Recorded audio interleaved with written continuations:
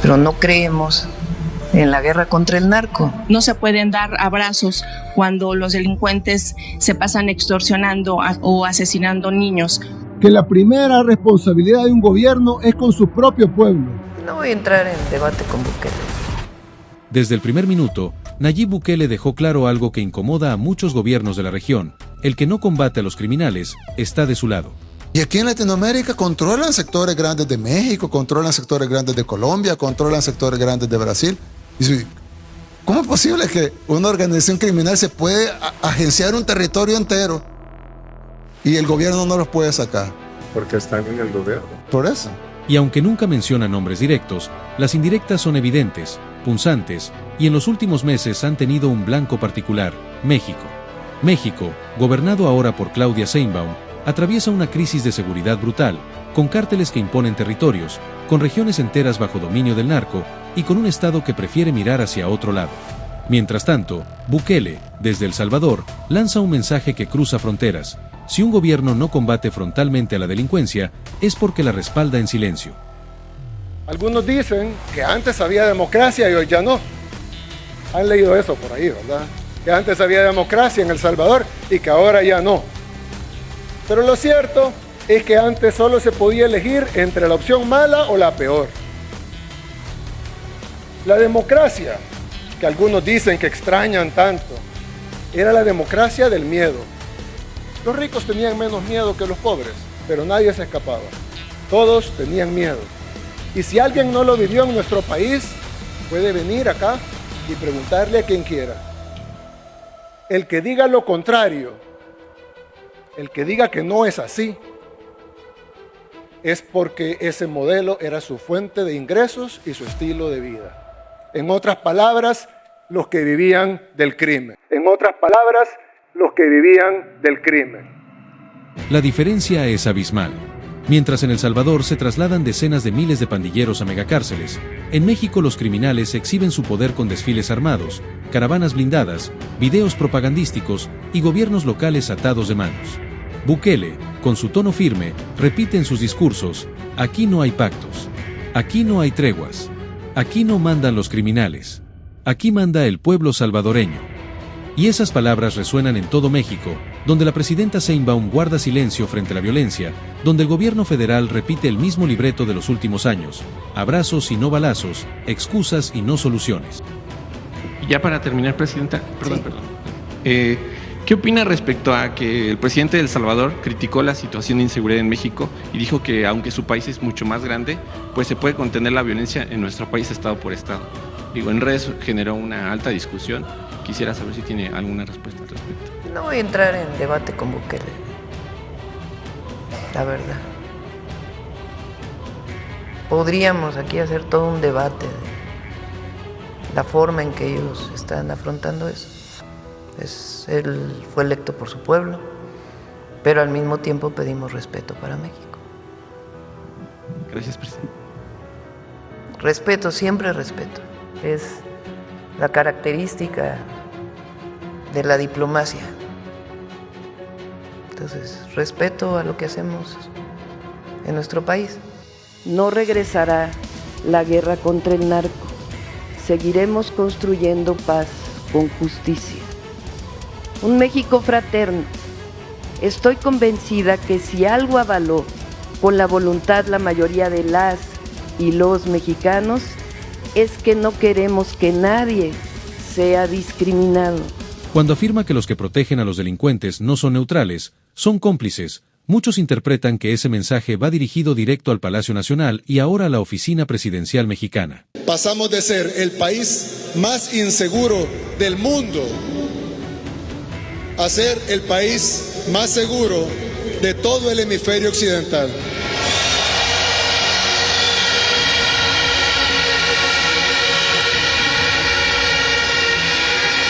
El país más seguro de todo el continente americano. ¿Y qué dijeron? Está violando derechos humanos. ¿Los derechos humanos de quién? ¿De la gente honrada? No. Tal vez pusimos prioridad en los derechos de la gente honrada sobre los derechos de los delincuentes. Eso es lo único que hemos hecho. Y lo que ustedes a eso le llaman violar derechos humanos. Yo le pregunto a estos organismos, a estos gobiernos de naciones extranjeras, le pregunto a estos periodistas, ¿por qué desean que nos maten? ¿Por qué desean ver sangre de salvadoreños? ¿Por qué no están felices de que en nuestro país ya no corre la sangre que corría antes?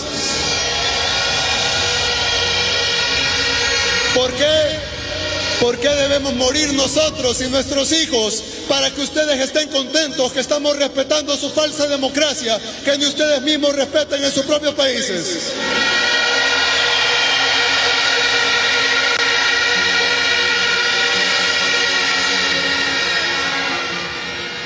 La narrativa es clara. Bukele señala que tolerar al crimen equivale a ser parte de él. Y mientras Claudia Sheinbaum se muestra complaciente, el país vecino al norte de Centroamérica se hunde en una espiral de sangre, masacres, extorsiones, cobros de piso, secuestros, desplazamientos forzados, territorios bajo control de carteles. Desde que tengo memoria, México es un país con muchísima violencia. Cada rato escuchamos que encontraron a unos muertos en la carretera, que los mafiosos colgaron unas caras humanas en la calle para esparcir miedo. Es tan solo la puntita del asqueroso iceberg de corrupción que sucede en nuestro país. México está ardiendo, pero su presidenta parece no querer encender la batalla. Bukele ha dicho sin rodeos, si alguien no combate a los criminales, es porque tiene intereses en mantenerlos. Esa sentencia, repetida en múltiples escenarios, ha sido interpretada como un dardo directo contra aquellos gobiernos que no levantan la voz contra los narcos. Y en el mapa latinoamericano, el caso más evidente es México. El Salvador pasó de ser uno de los países más violentos del mundo a tener índices de seguridad que ningún vecino puede igualar. Mientras tanto, México acumula más de 30.000 homicidios cada año, pueblos enteros que lloran sus muertos, familias que no saben si sus hijos volverán a casa, mujeres desaparecidas, carreteras controladas por cárteles. ¿Y qué hace la presidenta? Minimizar, evadir, prometer cambios que nunca llegan. Las indirectas de Bukele se convierten en acusaciones sin necesidad de nombrar. Cuando dice que un presidente que no combate al crimen prefiere proteger a los verdugos que defender a las víctimas, México escucha en silencio, pero su realidad grita. Cada vez que Bukele menciona que en El Salvador la prioridad es el pueblo honesto y no los delincuentes, la comparación con México se hace inevitable. Aquí, la percepción es que el gobierno de Sheinbaum prioriza no molestar al narco, aunque eso signifique abandonar al ciudadano. La pregunta que Bukele lanza entre líneas es demoledora. ¿De qué lado está un gobierno que no combate? ¿Del lado de la gente o del lado de los criminales? Al final, el mensaje es claro. Bukele no necesita nombrar a Sheinbaum para destrozarla. Cada palabra suya desnuda la debilidad mexicana. Cada discurso suyo recuerda que México eligió un camino equivocado, el de la sumisión. Y mientras los narcos avanzan en México, Nayib Bukele repite al mundo: creo que los derechos humanos, si bien nadie duda que los reos tienen derechos humanos, pero yo creo que algo que no se ha hecho y ningún procurador lo ha hecho antes, o por lo menos yo no recuerdo, discúlpeme si usted lo hizo y no me acuerdo yo, pero no han defendido los derechos humanos de la gente honrada.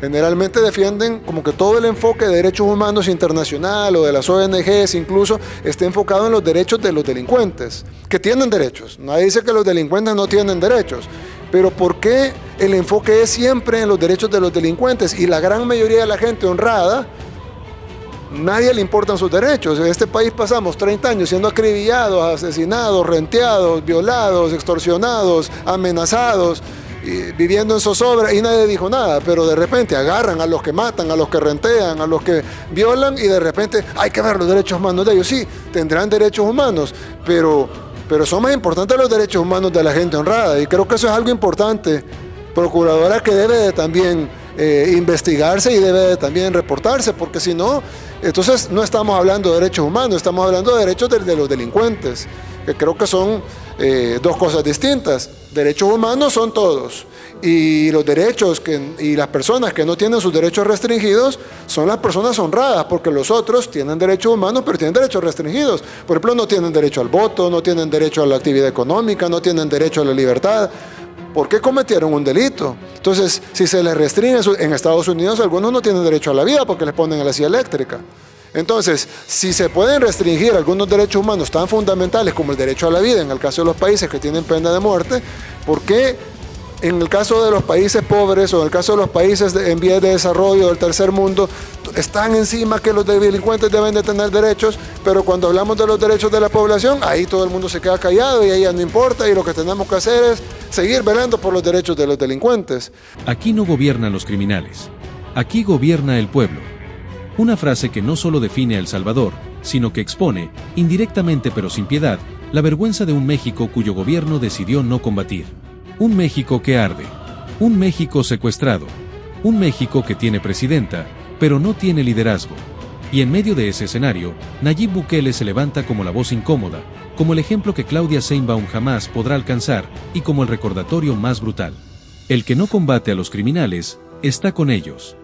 Gracias a todos por mirar el video hasta el final, espero que te haya gustado y así puedas volver en un próximo video. Cada día estamos informando todo lo que ocurre en El Salvador, así que ya saben, esto ha sido todo por hoy, nos vemos en una próxima.